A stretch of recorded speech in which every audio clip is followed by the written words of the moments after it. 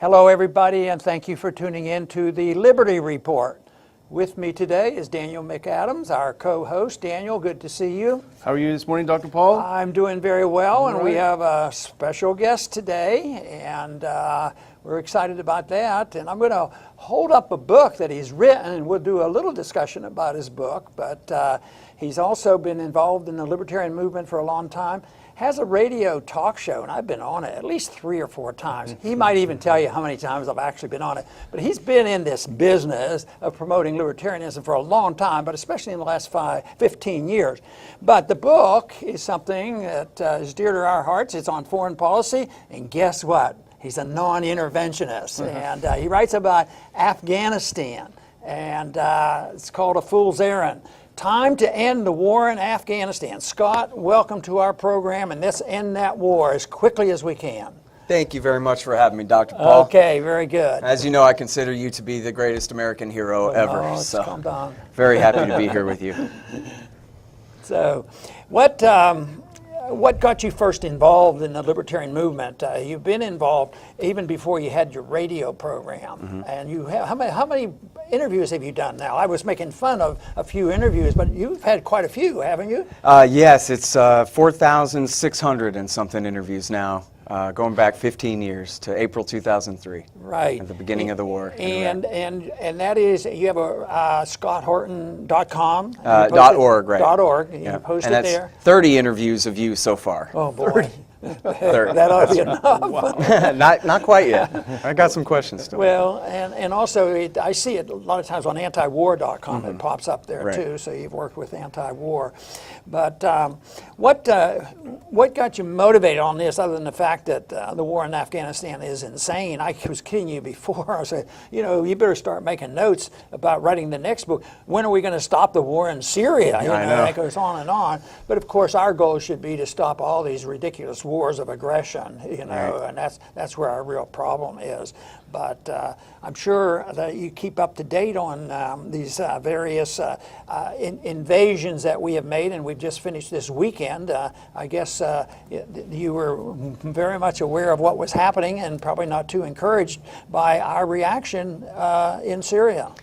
Yeah, I mean, it could have been worse. It doesn't appear that the policy has changed back to regime change against Assad. But of course, anytime that they're bombing the Shiite partisan forces there, they're risking killing Iranians and possibly even Russians on the ground there, and that kind of thing really could escalate.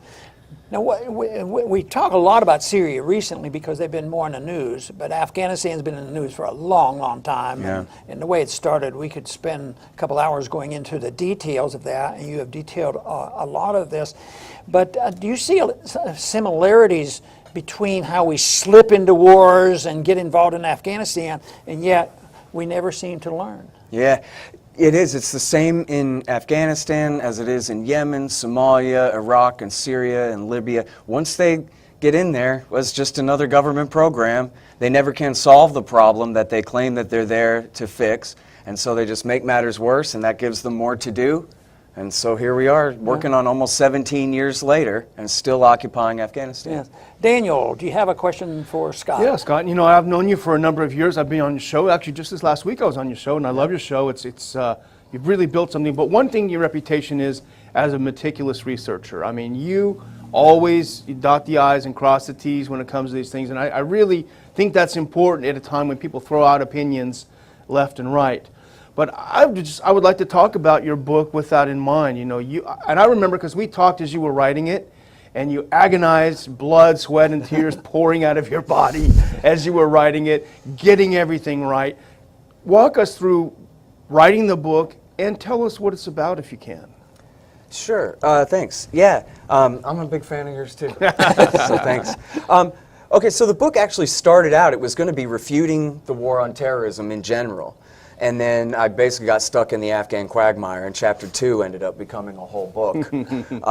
So chapter 1 is getting into this mess for anybody familiar with Dr. Paul and the blowback argument. Chapter 1 is all about how Jimmy Carter, through Bill Clinton's policies, is what provoked the Al-Qaeda war against the United States. And then with the rest of the book, basically I make the case that, first of all, we didn't really have to invade. we could have negotiated with the Taliban to give over Osama bin Laden. But if you don't buy that and you say, no, we really needed to just bomb Al-Qaeda, not arrest them, then okay, but we still didn't have to fight the Taliban. And then if you say, nah, but the Taliban hosted Osama bin Laden for 5 years, and so they had to go because I'm just so angry about 9/11, then okay, even if you had to carpet bomb the Taliban, you didn't have to create a new government in Kabul, and then you definitely didn't have to stay and build up this new government and take on all of its enemies as our own enemies. So now that our government has done that, we've picked a fight, to oversimplify it slightly, with the plurality Pashtun population of the country that we absolutely cannot defeat. Our side cannot defeat. And so they got into a war they didn't need to have, and then they built it up so big that now they're stuck in a quagmire and can't get out of it. Mm-hmm. And our friend Eric Margulies, whose opinion we both value very much, his point all along has been we're taking the side of the communists in Afghanistan. We always have since we started. Right, yeah, we switched sides. And really it's the guys that we from were the backing. terrorists to the communists. That's right, the guys that we were backing in the 1980s against the Soviet sock puppets are the guys, the sock puppets are the ones we're backing now, the Tajiks and the Uzbeks and the Hazars in their war against those mujahideen. There are so many ideas and different things happening, whether it's the drug war, foreign policy, monetary policy, and all these things. But I want to ask a question or get your opinion about, libertarianism. Sure. Where is it going? There's articles now coming out and saying the libertarian moment is over and done with. And if we went up to Washington, I shook hands with some of the people I know, you might see why they have that opinion. If you turn on the evening news, you might get that opinion.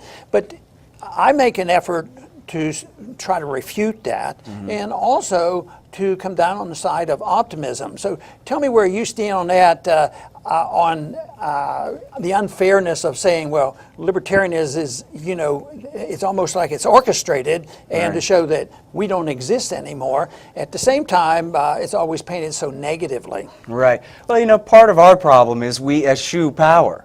And so instead of doing everything we can to insinuate ourselves in Washington, D.C. and take over policy creation, we kind of stay out here in the hinterlands complaining because we don't really want to do that much participating. And frankly, without you on the national level being interviewed on the cable TV news shows regularly as it used to be when you had your seat in Congress, we don't quite have the leadership that we used to have in terms of publicity. Although Rand has been doing some really good stuff, especially lately. But so I can see, again, agreeing with you, that I can see why the TV people and the Washington, D.C. establishment types, as far as they can tell, we're sort of absent.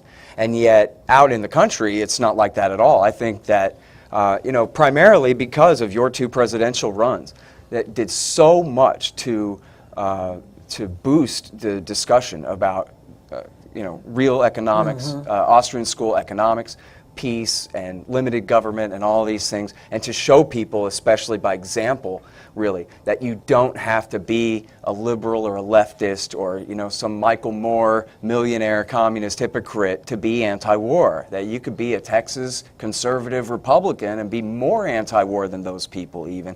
And I think that is the real appeal of libertarianism. That's obviously my focus as well as yours. My primary focus is foreign policy. It's the worst thing our government does. And it's also, I think, it's the comparative advantage that us libertarians have, is that we stay anti-war when liberals are in power. Right. And so, when Donald Trump, somebody like Donald Trump, a populist right-winger who makes some anti-war promises, when he breaks them, we're the ones who stay consistent. And so whenever the parties in power shift back and forth, we get the flotsam and the jetsam. Everybody disappointed in Obama for not following through on ending the wars, and everybody disappointed in Trump. They come back to us. I think what happens sometimes, people don't realize the difference between political power, and you sort of alluded to that. At the same time, ideas are pretty important, and they sort of are in the background. Right. And but it makes a difference, and that's why I was surprised so often in campaigning that I thought, well, nobody knows about this, and all of a sudden I mentioned something, the drug war, foreign entanglements, and non-interventionist foreign policy, and there's support out there. So the ideas have been out there.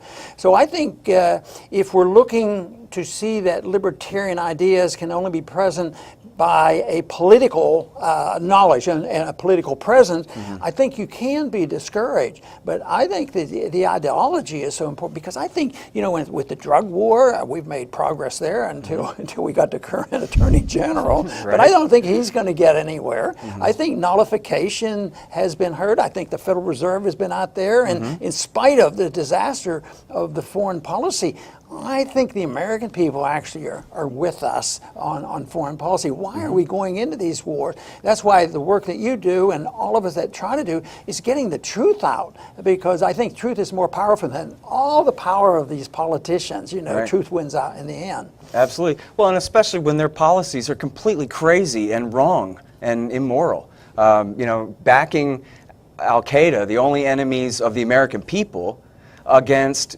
Assad because he's allies with Iran, who they may be the enemies of the American empire in the Middle East, but they never did anything to us. And yet our government prefers Al-Qaeda to Iran and Iran's friends. So that's a pretty easy argument to win, because we're right and they're not. Daniel? We talked a little bit about politics, and I'd like to get your take on this, Scott. Two-part question. Do you believe that Trumpism has hurt non-interventionism? And if you do, is it temporary, or has he done permanent damage? Not just non-interventionism, but libertarianism in general. No, I really think that Donald Trump is a side issue really to non-interventionism. He ran on promising war crimes. We're going to kill not just ISIS, we're going to kill their family members. We're going to bring back torture. It doesn't matter if it's good for getting intelligence, they deserve it anyway. We're just going to punish them with it. Right? So, his instincts are very right-wing nationalist. And so, as part of that, that meant that he was against overthrowing secular dictators. At least he finally learned the lesson after Libya, which he supported the war in Libya. But he learned the lesson finally after that enough of overthrowing these secular dictators in favor of these jihadists. So, I think overall he's actually still better than Hillary would have been on Syria, even last Friday. Included in that. I think, if it was her, Zawahiri would probably already be on the throne in Damascus. I think he was elected in part because half of what he said sounded kind of anti-war, and I think that overall the populist right, rank and file in America, sort of the Tea Party right, Republican voters, they're sick and tired of this. And they don't necessarily have really good arguments, just that look at how long it's been. How can it take 16 years to kill 400 men? What is going on, right? And so you have these families, they've lost one son in the wars. They don't want to lose their other son in the wars. And it's still going on, and they can't stand it. So now when Trump bombs Syria, the polls show that Republicans support that. But I don't think with George W. Bush numbers. And I think that their overall sentiment of being over this foreign policy and wanting to see an end to it is still there. That's a good point. I guess it remains to see how much more damage he does as president. But, I'm told, I won't say who, and I won't say I believe this either necessarily, but I know somebody who knows somebody in the White House. And they say that Trump absolutely wants out of Syria, wants out of Afghanistan. John Bolton, notwithstanding, does not want a war with Iran. He wants out of the Middle East and to spend this money at home like he always says. There's this brand new article in the Washington Post this morning, or last night's Washington Post, where they say, it's about Russia specifically, but they say there's Congress's foreign policy, there's the president's foreign policy, and then there's the executive's branch foreign policy. And they just refuse. They're just completely insubordinate. They refuse to do what he said. So they tricked him when he kicked all those diplomats out. They told him, well, what we're going to do is we're going to kick out the same number of diplomats as our European friends. Well, they meant all the European countries together. He thought that, and then when he found out the next day that the French and the British had only kicked out 4 each, and that the Americans had kicked out 56 or something, that he went absolutely ballistic. Wow. That they're basically framing him up and doing everything they can to try to prevent him from doing the right thing as far as the Russians go. And honestly, I think that it's going to end up blowing up in their face. I think the American people agree with Trump that we do want to get along with Russia. I was thrilled. Weren't you guys thrilled when you heard that he invited Putin to D.C.? Yeah. And that's what he should have done on the very first day in office. He should have invited Putin to D.C. and just shove this whole Russiagate argument right back down the throats Head of on, the head on, Democrats yeah, and the CIA. Scott, how do you think this will end? You've written about this in great detail. It's been going on for a long time. It can't go on forever, but it can go on for a long time. Yeah. These wars can last. But do you think it's going to end some of these things, whether it's economics or foreign policy? I claim, it's an overwhelming task to convert the people in Washington, not the American people, that I can't see next month or next year, after the next election, that all of a sudden the majority will be agreeing with us. Right. So what do you think the odds are that eventually that's the way it'll end? Or do you think that something like going broke might play a part in this? Because it doesn't look like we're going to all of a sudden have the right kind of people there. Not that we shouldn't keep trying, and even if you have somebody moving us in a direction, it's beneficial. But it just seems like they're dead set, and the power and the clout of the neocons and the media and all is so strong that I keep thinking that the American people have to support getting out of there. But the big question is how do you think it's going to be resolved? Yeah, I mean, the American people in the polls have been against the Afghan war since at least 2013. They've even said that it was not worth fighting in the first place, even including September 11th. No fake weapons of mass destruction in Afghanistan. They still are saying we should have never even gone at all. In this book, Fire and Fury, about the first 9 months of the Trump administration here, there's a quote from Dina Powell, who was the Deputy National Security Advisor, saying, look, at the end of the day, bottom line is, if Trump pulls the troops out of Afghanistan, then he loses a war. And Trump can't lose a war. So they're just talking about politics there. And I just think that that's wrong. I think especially that Donald Trump, being Donald Trump, never a senator, never a governor. He didn't vote for this. He has nothing to do with it. He could have easily just come in and said, this is all Bush and Obama's fault. This is not my fault. The Pashtuns of Afghanistan are not our enemies, and now they're not again, and we're just going to leave. We're not calling it a loss or a victory. We're just coming home. And if the government in Kabul can't stay, then blame that on George W. Bush and Barack Obama, the dummy and the coward, or whatever his bad names. And then he could do it. And I think the American people would just applaud. I think it's only in Washington, D.C. they say that, oh, that would be bad. But, part of this, though, too, is they say, well, ISIS is there now. Well, these are still just local Pashtun fighters, local militiamen, not real ISIS international terrorists at all. But the story that they claim is that Obama didn't create ISIS by backing al-Qaeda in Libya and in Syria, and then that blew up in his face. No, he created ISIS just by pulling the troops out of Iraq.